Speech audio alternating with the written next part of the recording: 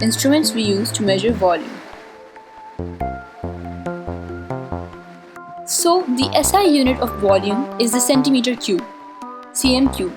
The tools we use to measure volume of regular objects are the meter rule, tape measure, micrometer screw gauge, and vernier calipers, all of which we use for measuring length as well.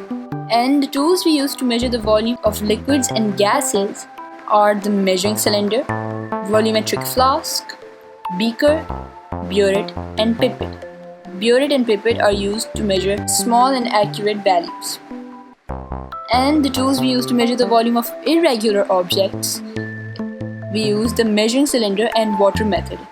Let me explain this in a moment, but let's first understand how we measure the volume of regular objects.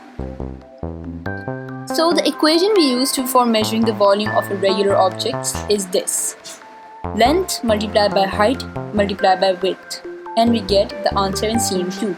All of these are supposed to be measured in centimeters so that we get the answer in centimeter cube.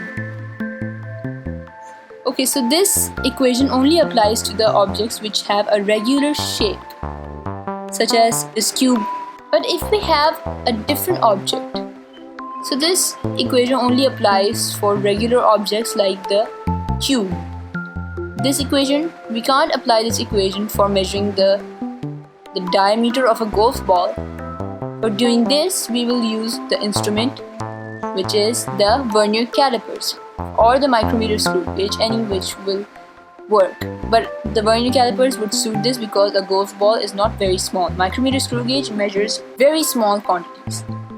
But because this golf ball cannot be measured using a meter rule or a tape measure, so we use the vernier calipers as it has jaws. So we measure this golf ball while using the vernier calipers. It tells us the reading of the diameter. But for measuring the volume of a regular object like a cube, we use this equation: length into height into width.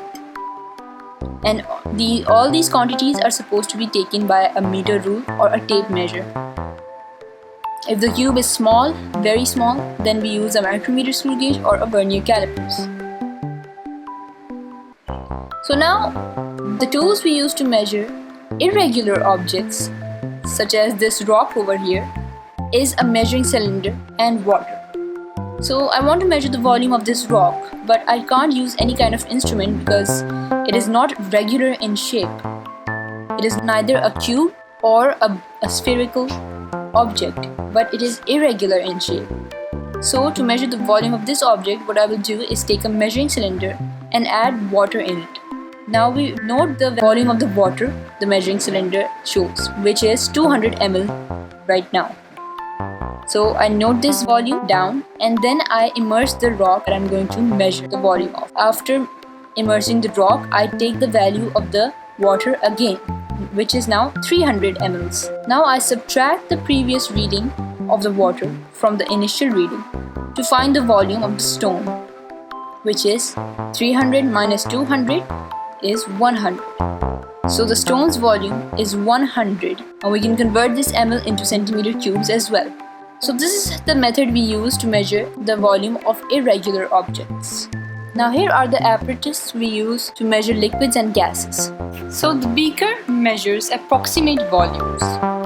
A measuring cylinder is accurate to the nearest centimeter cube.